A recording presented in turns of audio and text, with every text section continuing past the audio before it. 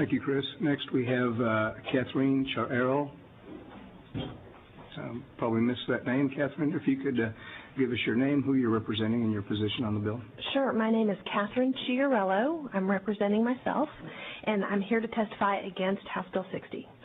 First, thank you very much for allowing me to testify this evening. I feel very lucky to have gotten reached among the hundreds of people who are here to be heard.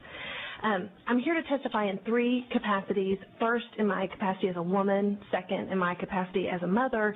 And if time allows, in my capacity as an attorney. Last month, I had a miscarriage. I'd been bleeding for several days, and I went in to visit my doctor. And the first thing that happened when I was there is she sent me down to have a vaginal sonogram.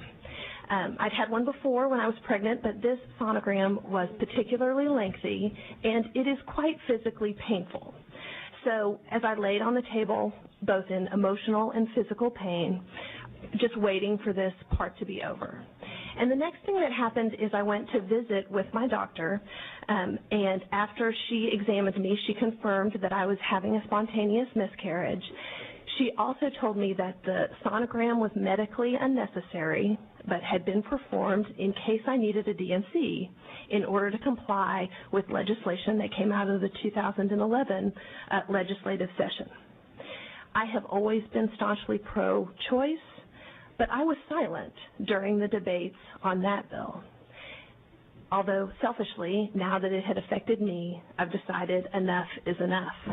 Enough, respectfully, is enough. I hope to get pregnant again, but as I am 40 years old, my risks of having an unhealthy pregnancy are considerably higher than they were when I was younger. And if, through the miracle of modern medical testing, I find out that my fetus is not healthy, then I'll have a very difficult decision to make. But that is a decision for me to make in conjunction with my husband and my doctor and my God, but not with you, not my government.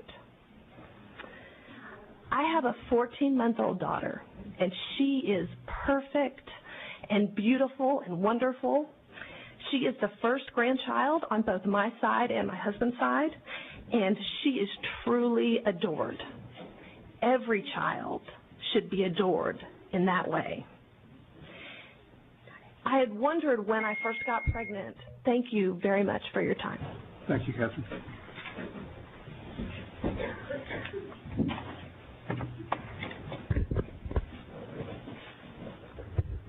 Okay, before we go to the next witness, we've had a lot of very compelling testimony. We've had a lot of passion on both sides.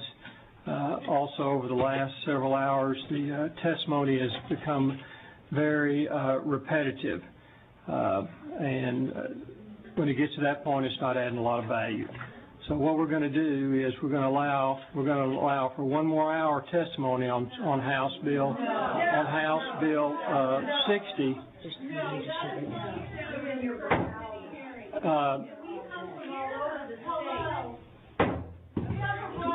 We're going to allow one more hour on House Bill 60. What I would suggest, if you have some folks that you think have very compelling, original testimony, then those are the people that need to come forward. If you don't, then we'll be moving forward to the next bill, which is House Bill 16.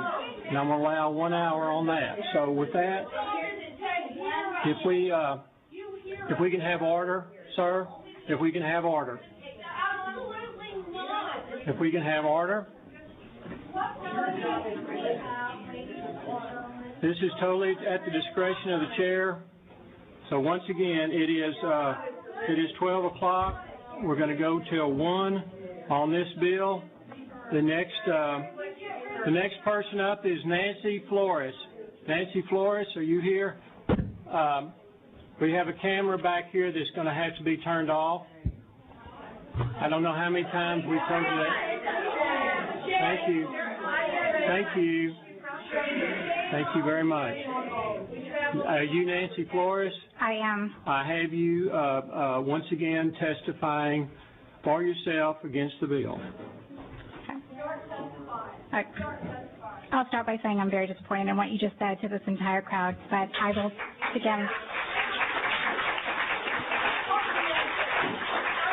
My name is Nancy Flores. I'm here representing myself.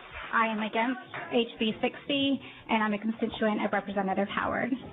I'm going to shorten this because I want to allow more time for other people to be heard.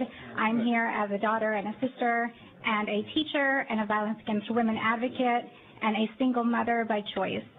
And I want to start by my past life being a domestic violence advocate and seeing the numerous women, particularly women of color and impoverished women, that would come into our doors seeking legal assistance, seeking all kinds of assistance after being raped and gang raped for hours on end. And a bill like this would prevent them from getting any kind of assistance, having any kind of choice after being brutally attacked and beaten by strangers and anybody that they might have known. In my current capacity as a teacher, I work in a very impoverished school district in the Austin area, and I have been a teacher of 12th grade seniors, as well as 3rd grade students, as well as 8th graders, and there wasn't an 8th grade graduation ceremony where there wasn't a pregnant girl walking across that stage because she didn't have choices. And in the community that she came from, she was never even allowed to have different choices. I have walked the path of becoming pregnant in a very unplanned way after being on birth control where birth control failed. And in my personal journey, I had the choice. I wasn't sure what decision I was going to make for myself and my own body, but I had the choice. I had a place to go. I had people to talk to. I had resources available to me, and I made the choice that was ultimately best for me and for my life. I'm here to implore you to just consider carefully what this bill is going to restrict for women. If anybody here thinks that abortion is a choice that is made in haste, you're completely clueless. You should go volunteer at an abortion center. You should go and take the time to actually look into these issues that you're about to make important decisions about, because there's no decision about this issue that's made in haste. Thank you. Thank you very much for your testimony. Mr. Chairman, I had to step out, and so I came back in, so I didn't hear what you had, your announcement. What I said is we've had a lot of impassioned testimony on both sides. It's been respectfully done. It's become very repetitive, and so what we're going to do is we're going to allow another hour with respect to this bill. This is at the discretion of the chair. This is at the discretion of the chair. So we're going to have another hour. My suggestion is if people Mr. Chairman. If there's some folks that they feel like are very compelling, then they need to bring them forward. Mr. Chairman, I would just, if I could implore you, please, excuse me, just a moment. Can we please have order? Mr. Chairman, I just would implore you, these folks have traveled from all over the state, and they've been waiting since 1 o'clock today, and I just don't understand how stories can be repetitive when they're so personal. People have shared awful things. And so, I mean, you know, the more time we spend talking, the less time we're going to have. Because at 1 o'clock, this testimony is going to be closed down.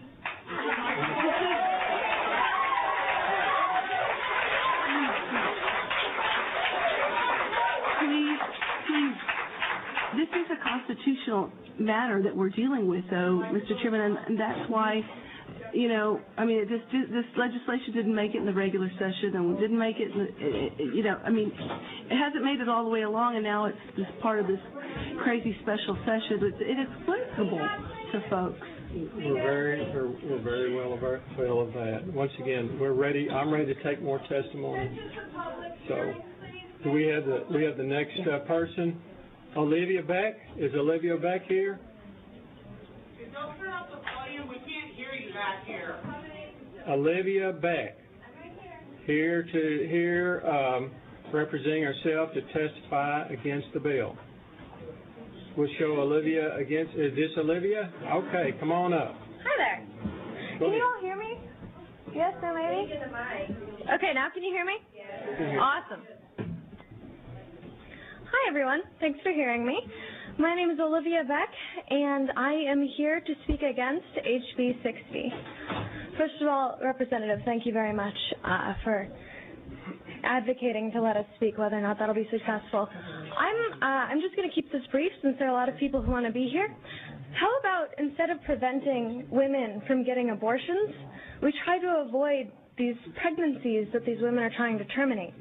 How about we do something about sex education? We make sure that people know condoms have temperature ranges, for example. They have expiration dates.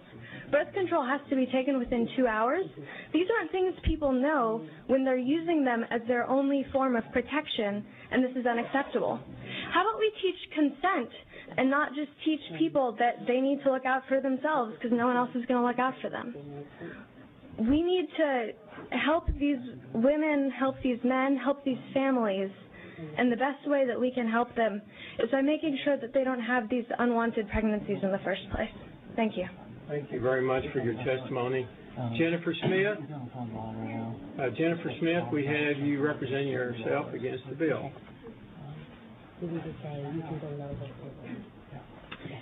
My name is Jennifer Smith, and I am here today to state my opposition to House Bill 60. 5 years ago, I was pro-life. For a few months, I worked at a crisis pregnancy clinic and sat across from countless women and told them about their options that did not include abortion after reading a positive pregnancy test. I spoke with confidence. I spoke with compassion. I believed abortion had a simple solution, that if women just learned to wait to have sex till marriage, use a condom, or when all else fails, just keep their legs shut, abortion would be a non-issue. It seemed simple. It made sense.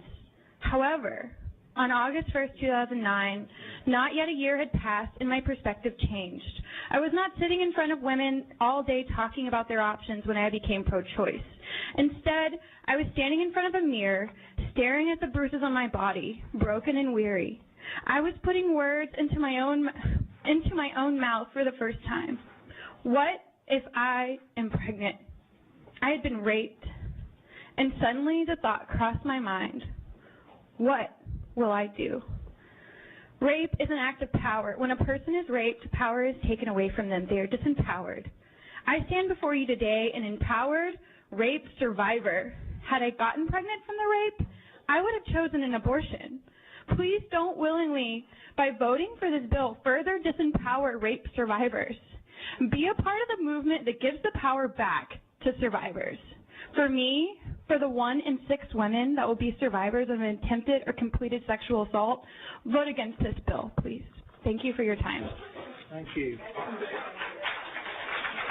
Now, just a reminder, we have some vacant seats. They need to be filled.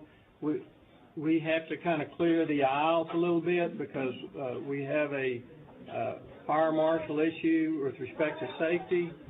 So I'd rather you fill the seats, clear the aisle a little bit. All right. Cynthia Sheehan. Here, Cynthia Sheehan, representing herself, testify against the bill.